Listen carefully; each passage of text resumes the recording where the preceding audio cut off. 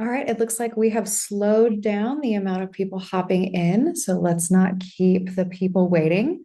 My name is Bridget Falk. I am our field marketing and events manager here at RADICL, and I have the great pleasure of introducing Victor Cich, who is our CCA and runs our compliance consulting. Victor, please tell the people about yourself and let's get started. Yeah, thank you, Bridget. So my name is Victor. Again, I manage the compliance consulting program here at RADICL. I've been a part of the CMMC ecosystem since 2019.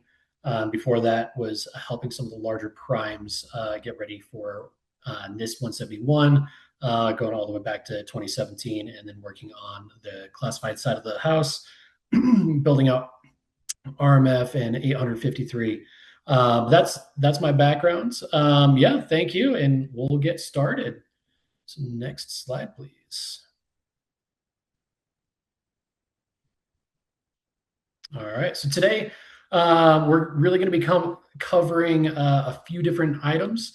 They are going to be really as follows. So what changes as a result of the CMMC Phase II pause and what stays the same? Your continued obligations under DFARS and NIST 800-171. The latest from the July 2026 Cyber AB Town Hall. We're really going to be calling out some of the major things that they called out. And then how to avoid investing in compliance bureaucracy that doesn't improve your actual security. And then from there, we're going to discuss where reform is likely headed next in the CMMC ecosystem. And then after that, we'll open it up for a Q&A. All right. So the pause, in plain terms, kind of what it is, what's going on. So I'm guessing most of you have really heard of what's going on in the ecosystem since why you're here. On July 13th, the Department of War suspended the CMMC Phase II requirements. The big thing is that's not a pause to the entire program. It's just the Phase II requirements requiring certifications. There is a 60-day study is now underway to determine the program's future. There's a full task force that is being assigned to it to really study the impacts of the ecosystem, all of that. Hopefully we get some really great answers at the end of that. And then this is the latest turn in CMMC's long and uneven rollout. This is not the first time CMMC has been put on pause. We first saw that back in with CMMC 1.0. And honestly, I was kind of expecting something like this to happen. It wasn't specifically this, but I have been talking about some bottlenecks and issues I've been seeing in the ecosystem. And we'll discuss more of those later on. And then some contractors are reading this Phase II pause as a green light to slow down on their implementation and compliance efforts. And I do want to talk about that a little bit further in. Again, that's not something I would recommend. Again, we're CMMC compliance, as people have been calling out, is not actually compliance with CMMC. It's with NIST 800-171. Awesome. Next slide, please. Awesome. So what changes with this pause and what doesn't? The big thing is, again, that CMMC Phase II C3PAO certification requirements are paused.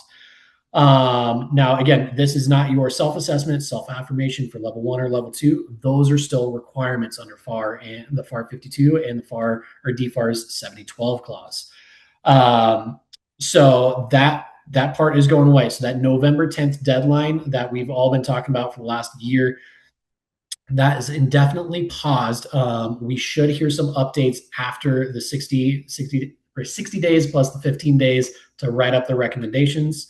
The contract clauses tied to the Phase II certifications are on hold. Again, that is specifically the certification requirements. We saw that in some of the larger RFPs that were coming out that were requiring a certification.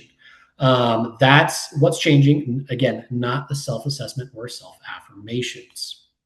Assessments can still be scheduled with the C3PAO or with a C3PAO, but are not required by contract. Again, that's where that flip goes in this requirement and that press release.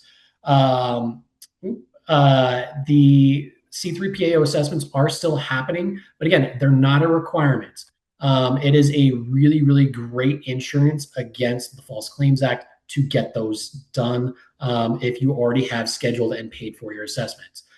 We are seeing some companies back out from their assessments, but again, it's not a requirement, but it is still a very good idea to get one. Again, you have that extra insurance of saying, hey, I've had a third party come in and verify that I am compliant with my NIST 800-171 revision 2 requirements.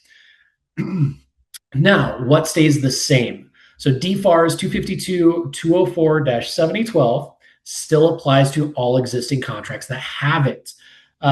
So if you're a company that's coming into the ecosystem and saying, hey, I just heard CMMC is paused, I don't need to do this anymore. Yes, you do. And I would say, unfortunately, but ultimately, you do need to do it. It is still a requirement, even going into SPRS and putting in that self-assessment or self-affirmation. It is still a requirement. Still keep pushing towards 800-171 because it is still contractually required. You still have to follow the DFARS 7019 and all of those related contract clauses to 7012. So you still have all those. Those are still extremely important, and you are obligated to actually continue pushing for that. On top of that, adversaries are still targeting the defense industrial base. They haven't paused anything. Yes, the Department of War has paused the certifications, but nation state threat actors or even hacktivists or anything like that are still targeting the DIB, and we're seeing companies still get targeted and hit. There are still incidents that are going out. You still have all your reporting requirements, all of that. So do not stop any of that side of your work and your compliance. The other big thing that we are still seeing is prime flowdown and insurance requirements remain in force. I have yet to see a prime, unless something's come out in the last couple days, say, hey, we are not requiring 171 to be upheld anymore or anything like that. Your reporting requirements to them, your affirmations to them. One of the big ones, L3 Harris, I haven't seen a press release unless something, again, has come in the last couple days that said we're backing off of our certification requirements. They still have the power to state the Department of War is still not requiring this, but we want to ensure that our data that we're giving to you and that you're going to be a custodian of is properly protected. And that C3PAO assessment is a fantastic way for them to actually prove that. Again, if they've got flow down requirements and you get popped for an incident because you're not compliant, they can possibly be held liable by not verifying or something down the road.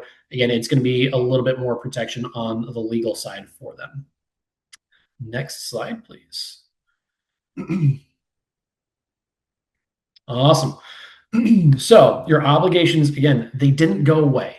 DFARS 252-204-7012 still remains a binding contract clause for covered defense information, CUI, CTI, EAR, or ITAR or any export controlled data. You still have these requirements.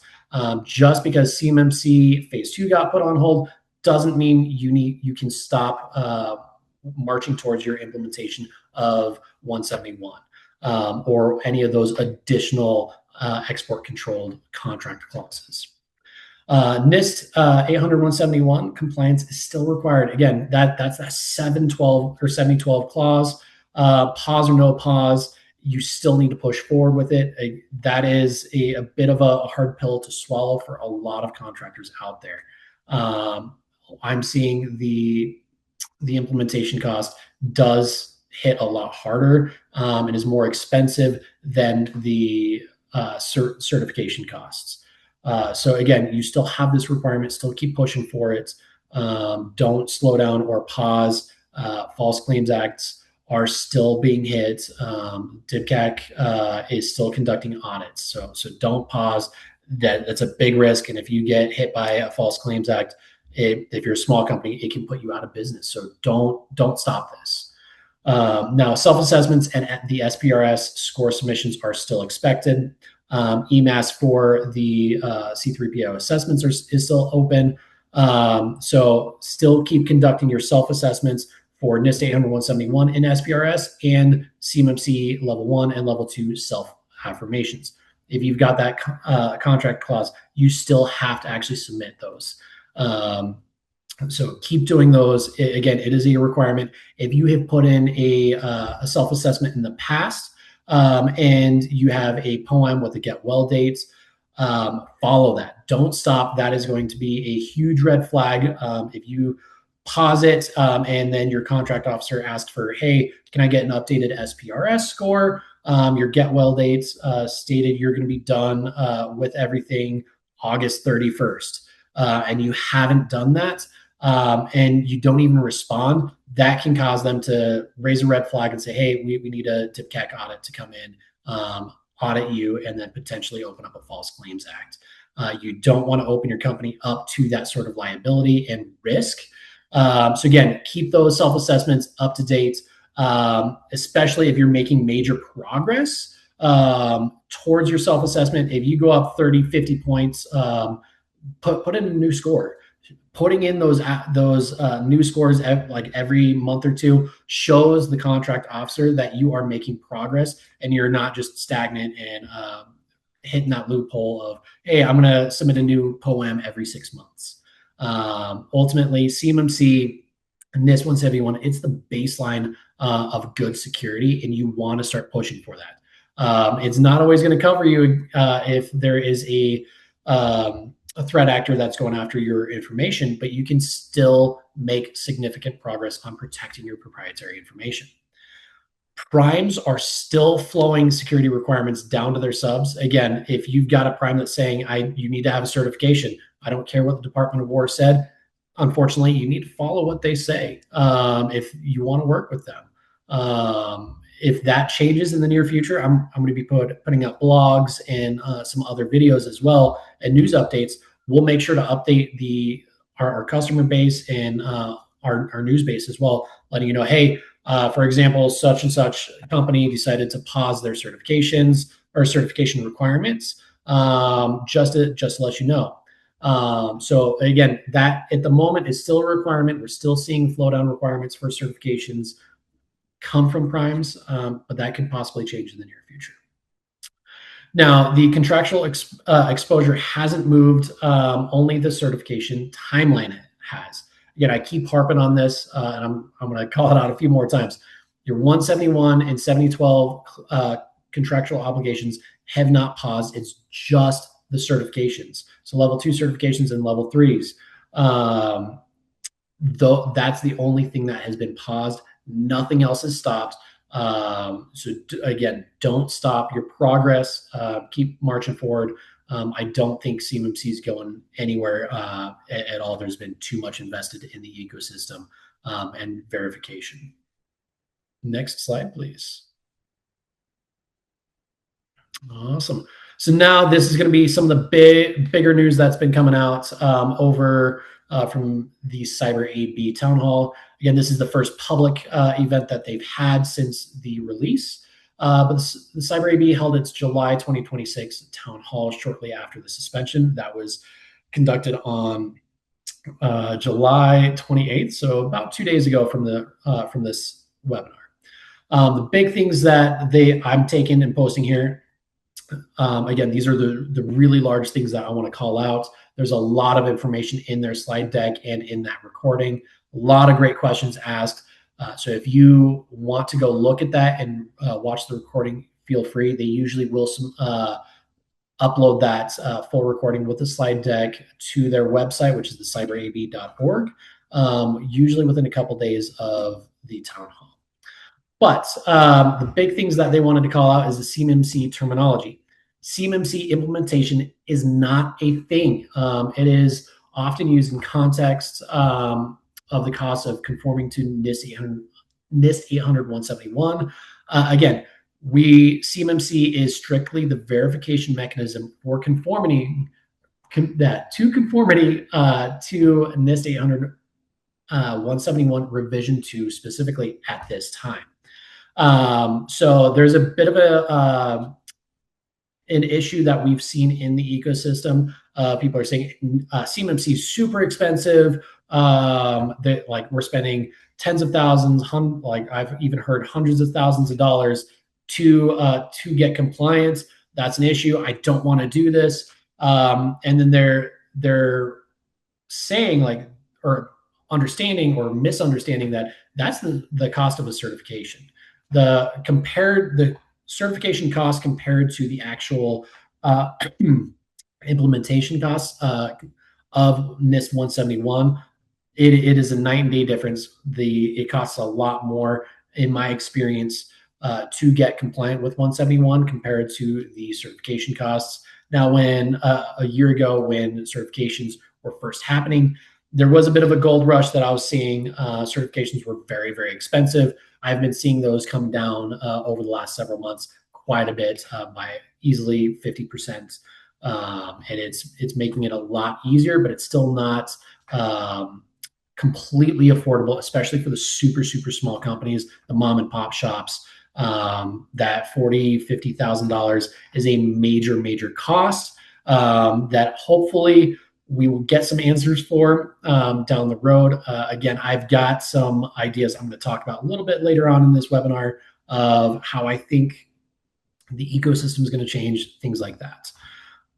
Now, the other big thing that the Cyber AB called out was the completed CMMC assessments as final. There are currently 1,866 assessments that have been completed. Those are passing ones. Now, if we look at that number, again, this is going to give some really key insights into why the phase 2 was put on hold.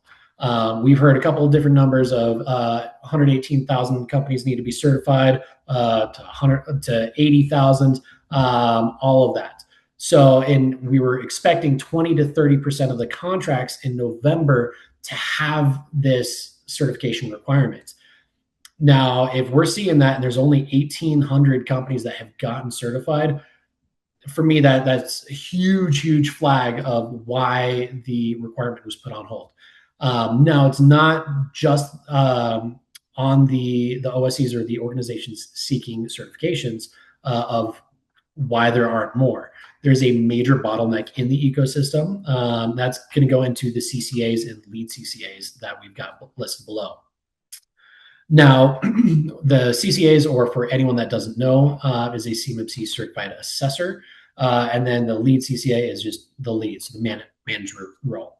So as of 2 days ago, there are 1,082 CCAs out there. That is a 9% increase from the June number. And there's only 637 lead CCAs out there. And again, that's a 7% increase. That is not a lot, especially when you need 3 CCAs on an assessment. So you need a lead CCA, a full-time CCA or a normal CCA, and then a quality assurance individual who has to be a CCA or a lead CCA. So that's 3 assessors for one assessment. If it's taken 3 to 5 days to conduct an assessment, I've heard some C3PAOs are getting them done a little bit quicker. The math doesn't add up. So we've got, and I will state, the lead CCAs, those are, so out of the 1,082 CCAs, 637 of those are lead CCAs. So that's 300, or I guess 430 some odd of those CCAs are not lead CCAs. And I will also state, some of those CCAs are not conducting assessments. I've heard countless times that some of the more reputable RPOs, such as RADICL, we've got CCAs that are not conducting assessments. I'm a prime example of that. So not all those CCAs are working in putting in assessments. So there's just not enough assessors to go around to actually hit that original goal for November of getting through all these assessments. I was expecting probably 20,000 were going to be the requirement to stay on schedule. We're like just under 10% of that. So again, that's why I'm seeing, or not too surprised that the Department of War came out and paused the certification requirement. There's not enough time to get everyone through, not enough assessors. It's expensive. There's so many issues in the ecosystem that need to be solved, and that task force that is being built for that 60-day review, they're looking at all these. They're looking at the request for information from sam.gov, all of that, to really understand what recommendations can they give the CIO on moving forward. Next, DIPCAC. Actually, can go back one more. So the DIPCAC actually is continuing to assess candidate and authorized C3PAOs. Again, for me, that is a pretty good sign that CMMC is not going anywhere. If the DIPCAC had paused those certifications, I'd be very, very concerned that assessments are not going to be a requirement. Again, EMAS is open. They're still keeping the 32 CFR and this part of the ecosystem completely alive. Now, the bigger thing is DIPCAC is continuing to assess OSCs, so the SMB market, or even just the market as a whole, for the NIST 171 assessments. We've seen quite a few come through. Again, these are usually tied to the False Claims Act. There's some sort of red flag that's been raised. They're coming in and doing an assessment. Again, those are very, very not risky, but high impact assessments. They are not fun to go through. You will usually deal with some really, really interesting or frustrating implementations, or not implementation, but interpretations from those teams. It is very, very stressful for your organization. And you do not want to fail those, because that can lead to, again, False Claims Act fines, all of that. Next slide, please. Next, we've got the CMMC Reform Task Force. Again, that is the task force and group that is going to be going through the request for informations, or the RFI, looking at everything in the ecosystem, talking to the SMB market, at the SBA, to Cyber AB. The Cyber AB is part of this task force now. So they're going to be reviewing things for 60 days. Then approximately 15 days after that, they're going to have a write-up with recommendations. Again, this is the government we're talking about. I don't know if that 15-day mark is going to actually be hit. It'd be amazing if it was, but I don't know if it will be. Now, the likely drivers that the Cyber AB is calling out, that is behind this reform, is, again, there's no clear definition of the CUI data. And this is making conformity and certification to a standard extremely problematic. Now, this is going to tie into some of the other events that are going on in the ecosystem and even outside of the defense industrial base. So we've got the FAR CUI rule, which is supposedly coming out later this year. I've been told around the December timeline. That is, again, supposed to make the identification of CUI in new contracts easier. There's going to be a new DD form, and should make it easier and more streamlined to identify what the CUI data is. Now, we did hear earlier, I think it was earlier this month or the end of last month, that the FAR CUI rule, there was an update. It's not a surprise to me that this is happening alongside that, just because, again, they could be seeing the FAR CUI rule is pushing towards NIST 800-171 revision 3. And it's a massive undertaking to switch from revision 2 to revision 3. And revision 2 is outdated. So it's going to be a whole rewrite of the CMMC rule. So again, they might come back and say, hey, we recommend you adjust to CMMC 3.0, update to revision 3 with these organizationally defined policies that we've stated we recommend. Now, again, that's probably being tied in with that. And on top of that, we did hear that there's an update to the CMMC rule coming out. Again, tying 171 revision 3 into the ecosystem. We were expecting this. And this is kind of the perfect storm of right after CMMC was announced, revision 3 was released. There's a lot of questions back then of, hey, what do we do? Do I need to rewrite my entire program, my SSP? And the DOW came out and said, hey, for now, adhere to revision 2, not revision 3. We have been expecting that there's going to be something coming out that's pushing towards revision 3. Now, so all these things combined in that perfect storm is probably what is driving some of these the CMMC reform. The other big thing is CMMC certifications are overly focused on just compliance, not just the security. A lot of it is just a check in the box. We even called this out in our RFI in our comments in there. CMMC is the baseline for good security. So you don't want to just pause and say, "Hey, I'm checking the box. I'm not going to look at this for 6 months." That is an issue that we have been seeing in the ecosystem. That's one thing that's probably going to be called out is these checkbox requirements might go away. We don't know, but again, it is overly focused on just the compliance, not the actual security standing. Now, CMMC also costs too much and is driving companies out of the defense industrial base. And when I see CMMC costs too much, I'm not saying the implementation costs.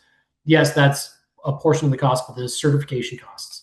A lot of companies have been complaining that the cost of an assessment is extremely expensive, especially if you fail. Then you have to pay it again. Some of these assessments are $40,000 to $45,000 on average.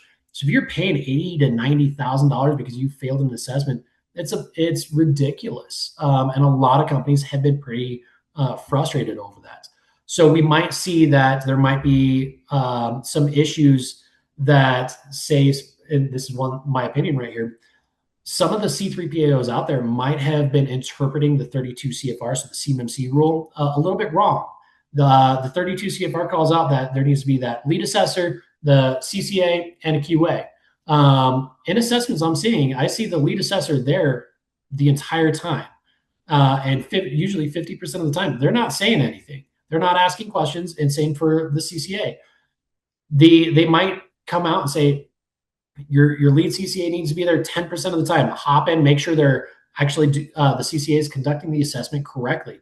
CCA is going to ask all the questions so the lead CCA can jump between multiple assessments and actually manage. That's what the lead CCA is supposed to be doing. They're supposed to be managing the assessment process, managing the teams, and making sure the assessments are going correctly.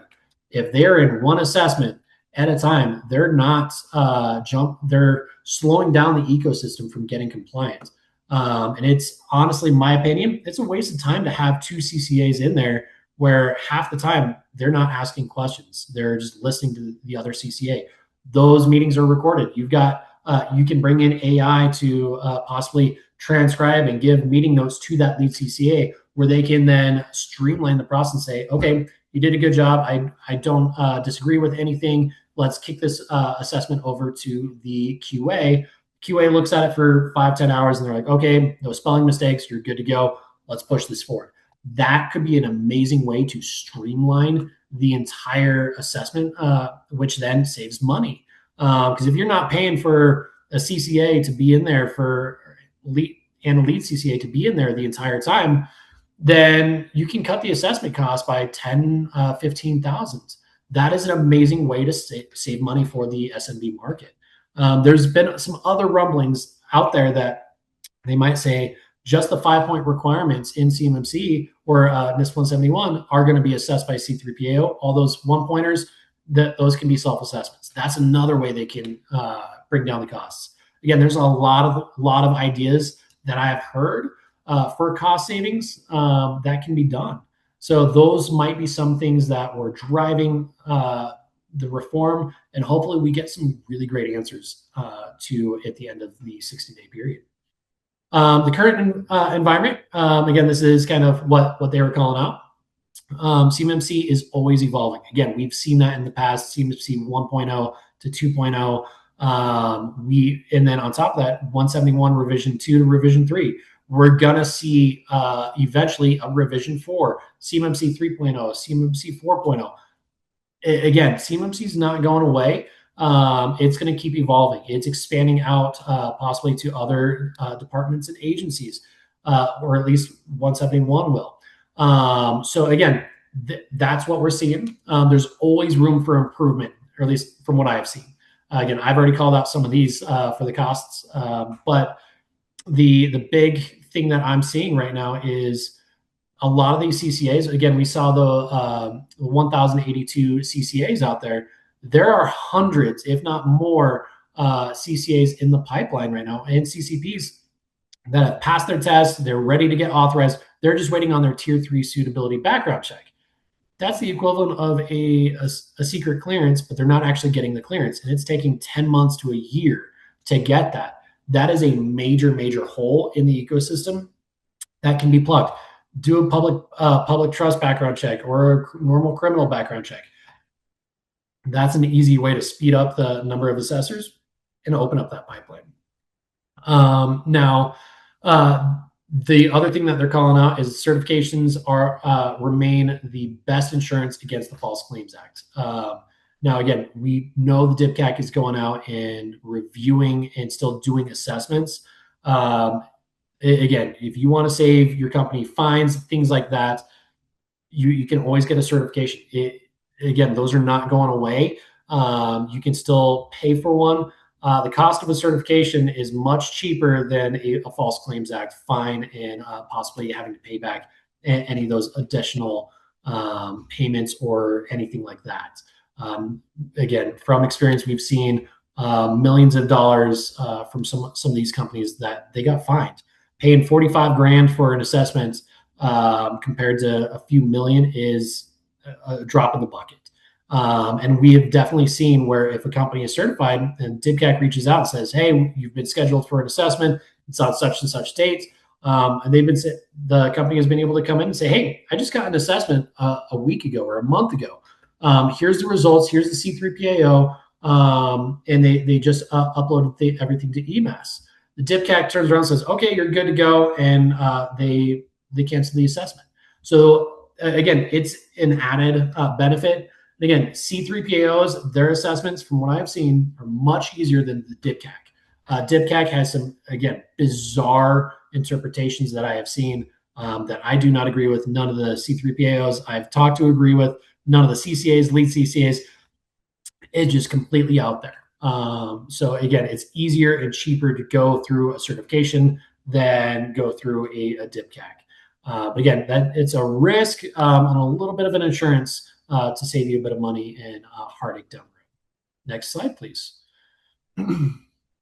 All right. So big thing I want to talk about now is really just don't buy into the compliance theater. A lot of CMMC, again, has been theater. A lot of snake oil salesmen and a lot of fear and saying sky is falling right now with this pause. A pause is not a reason to slow down on your real security investment. Again, 171 and CMMC, it's the start of your security journey. It is not where you should end. Ultimately, you need the strong security backend, strong MSSP to come in, MDR and VSOC to protect you. Now, I know a 24/7 VSOC is not a level 2 requirement. You see that more in level 3, but having that added security, that way to triage an incident and then do a deep dive on it and tell you, hey, we found this issue. Your EDR agent flagged it, but didn't do a deeper look at it. We found this issue. This is our recommendation. Or even when it comes to like incident response, having that VSOC there for an incident response team is amazing. I've lost track of how many times our VSOC has found something where an agent like Defender or just CrowdStrike or anything like that has flagged something and they're like, hey, we think this is benign, but our analyst goes in and finds something. Again, this is the not minimum, but bare minimum and basics of proper security and where you should grow. Especially if you are in the dip and you are accelerating fast, going through Series A, Series B, and getting this funding. Spend the money on security. You don't want to have a ransomware attack where it takes down your entire infrastructure or you lose all of your proprietary information. These are the risks we're looking at protecting. It's not just a checkbox. Again, the paperwork and checkbox exercises were never the point for CMMC. It's to build proper procedures, SOPs, and habits. That's what 171 and CMMC is trying to do. Again, it's to better protect you, better protect your company, your information, in the country. Again, the goal has always been to reduce the risk, not produce a certificate. So if you care about your security posture and you've got leadership saying, hey, this is pause, we can stop, say, hey, these are the risks that we're seeing right here. We recommend you push forward, and we still do everything, because there are ransomware attacks that happen every day. 0-day exploits that we see. You don't want to be caught unaware and lose thousands, if not millions of dollars because you lost data. If your infrastructure gets hit with an incident, your servers get locked down and you've got deliverables, you could lose a contract because you're locked out and there's nothing you can do. So again, 171 is teaching you the basics of how to get compliance, not just compliant, but improve your security posture. So keep pushing forward. Spend the time from the pause, closing the real gaps in your security. If you are just getting started or you're halfway through, do a hard gap assessment against 171 and figure out what are your major risks. And really, a good way to look at that is look at those 5-point requirements. Those are what the Department of War and the ecosystem has identified as major risks. Try and chase those down, create great processes and procedures around them, and improve your tech stack to really improve things. Again, it's not just about a checkbox, it's about improving your security. And that's one of the things we're most passionate about is we use CMMC to teach and say, hey, you're doing this process. There's a better way to do it, and better technology that you can utilize to improve your security posture. Next slide, please.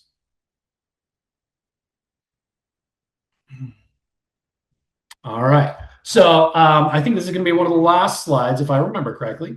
And then we'll open it up to a Q&A. So where the reform is likely headed. Again, a lot of these are going to be more opinions and best guesses and off of rumblings that I've heard from the ecosystem. I'm expecting a leaner, faster path to certification. Again, I've called out some of those ideas I've heard. I think that's where they're going to go. They need to make it easier and cheaper for the mom and pop shops and the SMB market to get certified. Not just compliant. That's going to have a bit of a more higher price tag, but there's always cheaper ways to come in and learn about what technology you can use. So that's what I'm expecting there. I'm expecting a clear scoping guidance for smaller contractors. Again, I've lost count of how many times I've spoken to a contractor, even as a customer or a prospect, where they're like, I don't know what CUI I have. I don't know where to start, what to scope, or even what to do to start. So I'm expecting a lot more guidance from the Department of War and this reform and task force to make it easier for these smaller companies. Next is going to be tighter alignment between CMMC and the existing NIST requirements. Again, that is going to be NIST 171 revision 2 to revision 3. I'm expecting a change to CMMC 3.0 where they're going to say, we're pushing things back possibly a couple of years, where we're going to say you need to adhere to revision 3, but we're giving you more time to get certified and ready. So again, that's one of the big things I'm expecting that's going to be fairly likely. What's going to be less likely, and again, these are my opinions, compliance, the CMMC compliance requirements and 171 compliance requirements disappearing altogether. There are major reasons why 171 and CMMC are in place. First, we saw 171 was a self-affirmation or self-assessment. There was major loopholes. Like 80% of the industry was non-compliant. We're seeing that right now. There has been this major rush of companies trying to get compliant because they haven't been for years. So that's really what drove CMMC is there needed to be a checks and balances to the ecosystem so that they could really ensure that companies were being compliant.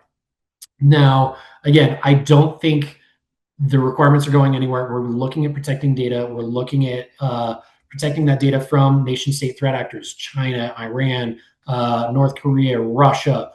They're going for the small shops because they know they don't have the tech stacks and security postures to protect their proprietary information, which they can then take and reverse some of our more classified or reverse engineer some of our more classified programs. We've already seen that a few times in the ecosystem already. Now, the other thing that I think is going to be a little bit less likely is a return to the original phase 2 timeline. I really, really don't think November 10th is going to be the new or the updated timeline. I think they're going to push it back. I would expect at least 60 to 90 days. My opinion is it's going to be longer. Again, there's too many major pipeline issues that we're running into that I don't think that we're going to see this hit January 1st or January 10th, 2027. I think it's going to be further out. We need to build some more of the backbone and structure of the ecosystem to actually support it. Now, next is the assessments becoming optional for critical duty work. I've heard some companies think, hey, this is going to be optional. If you're dealing with controlled technical information, EAR, ITAR, or any export controlled data, anything that is dealing with space, weapon systems, things like that, don't expect any of this to go away. At least self-assessments and the conformity. This is critical data that you will most likely need to protect. And again, I don't see this going away for that data just because the nation state threat actors are still hunting our SMB market.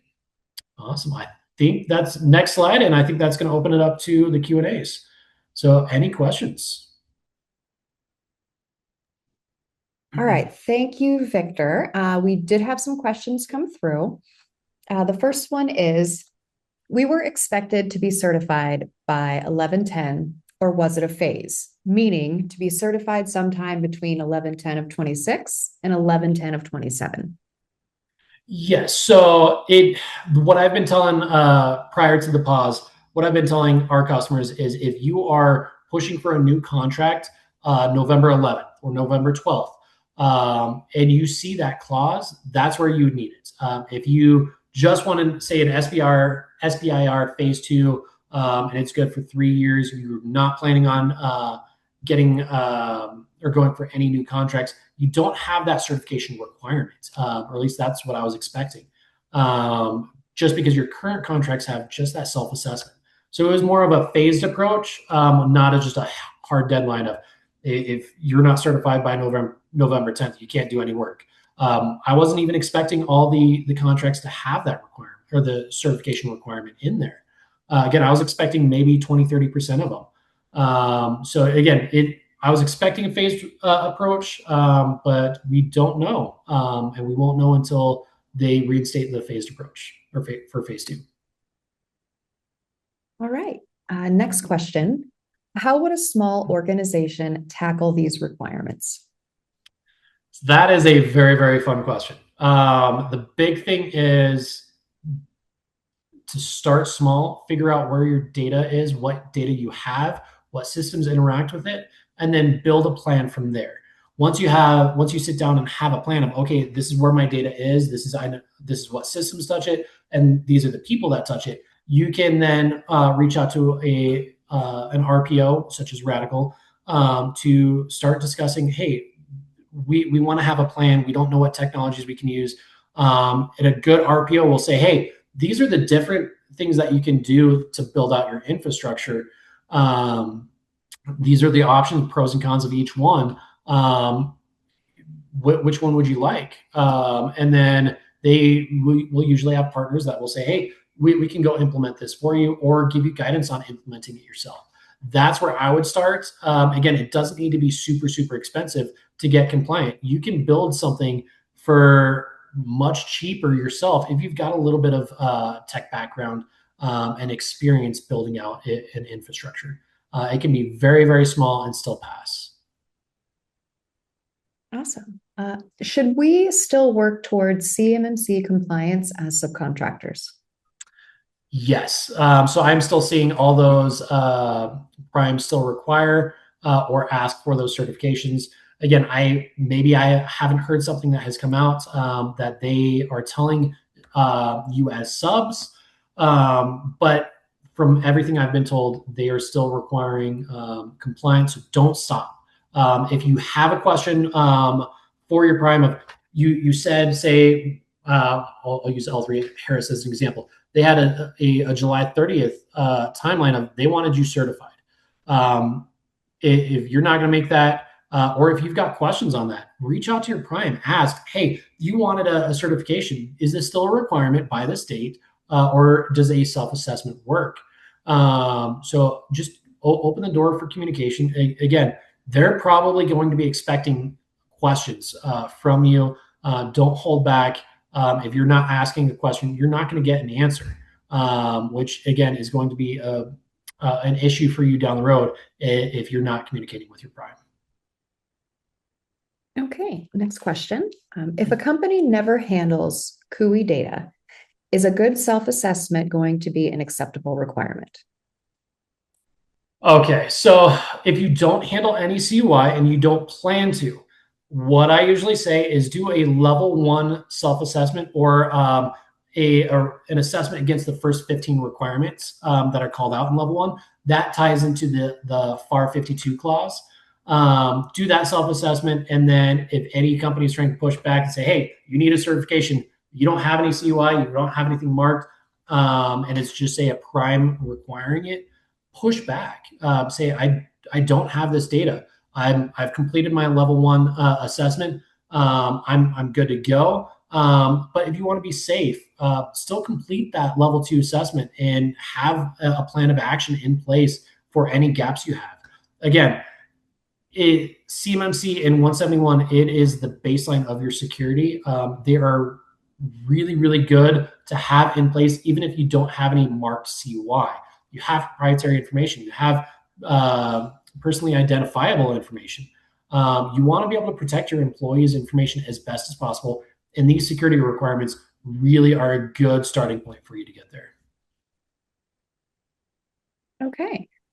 If the rule is being restudied, is there a chance CMMC gets scrapped entirely, or is some version of it inevitable? I think some version of CMMC is going to be inevitable. Again, I'm going to point back to what the Cyber AB had said. Now they've got some vested interest in it because they're a direct contractor for the Department of War, and they're going to fight to keep it. But there's been so much money dumped into the ecosystem. I don't think that it's just going to go away. There's going to be some major revisions probably, but those requirements, even if CMMC goes away, absolutely, you still have that 171 requirement, and you still need to adhere to that. That is absolutely not going away.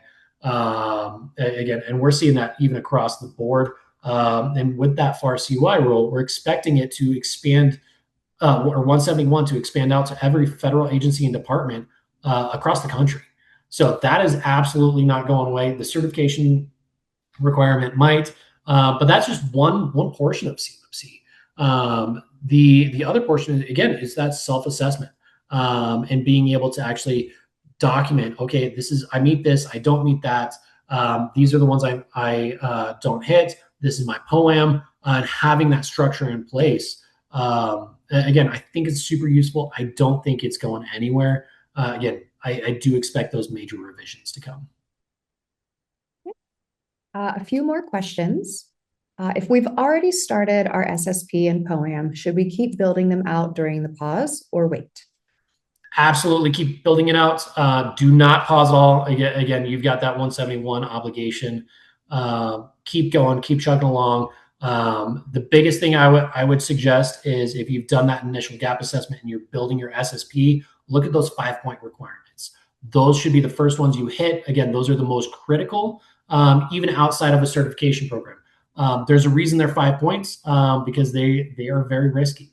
Not patching your machines, not patching vulnerabilities. Again, there's exploits all the time that are coming out, and keeping your machines up to date, which again, that's ties into a couple 5-point requirements. It's key. So keep pushing forward, keep trying to build out your own processes, and that SSP, and making sure that you're actually moving forward. Even if the CMMC certifications go away completely, which I doubt they will, again, it's the best practice for you to keep pushing forward. Okay, next question. Our prime is still asking about our compliance status. What do we tell them if CMMC itself is paused? Yes. So again, I touched on this a little bit earlier, but I'm still seeing primes have those flow down requirements and require or request affirmations or statements, and poems from their subs. So if they're still asking for it, and they can go around the Department of War and say, they might have paused it, but we're still going to force you to do this if you want to work with us. Again, that is a major, not concern, but could be a major issue down the road. Again, they're independent contractors. They are the primes. They can require pretty much anything if you want to work for them. And that's one thing that I do see them doing. And I know the Cyber AB is probably going to be leaning on some of those larger primes to really set the example for the ecosystem. Okay, this is our final question. So if there are any other questions lingering out there, please send them in through the chat. But where should we be focusing our security budget for the next few months, if not on CMMC assessment prep? So I would probably look at, this is a good question. I would probably say, let's have you focus on, again, look at those 5-point requirements. Even if you're not pushing for CMMC, identify those major gaps and how you can actually build towards them, and to actually improve your posture. Get an MDR in place, vulnerability scanning, those basics. There's some free tools you can use out there, even for multi-factor authentication. Set those up, identify those, build a plan, spend your budget to actually increase your security posture. Don't just do the check in the box of, oh, I've got Microsoft Defender, I'm good to go. Look at the pros and cons of having a full VSOC or a security team compared to having one person manage 100 devices.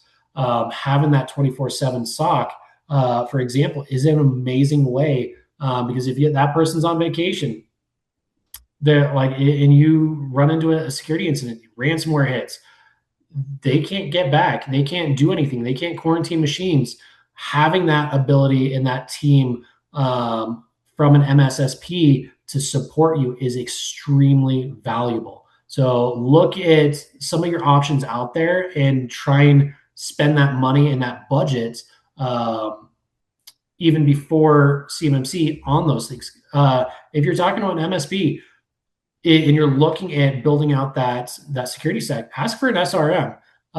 They should be able to give it to you, and that will even cover you when CMMC Phase II certifications do come in, or you're still pushing for that level 2 affirmation. They can check off a bunch of requirements for you where it just makes your life easier. Okay, no new questions came in, so we will go ahead and begin wrapping up. On behalf of RADICL and Victor, we just want to thank you so much for your time today. I will be sending out an email post-event with a copy of the recording and the deck. And should you have any more questions, please feel free to reach out there, or I can share Victor's email if you'd like to reach out to him directly. But we are here, we are available. And yeah, thank you again so much for your time.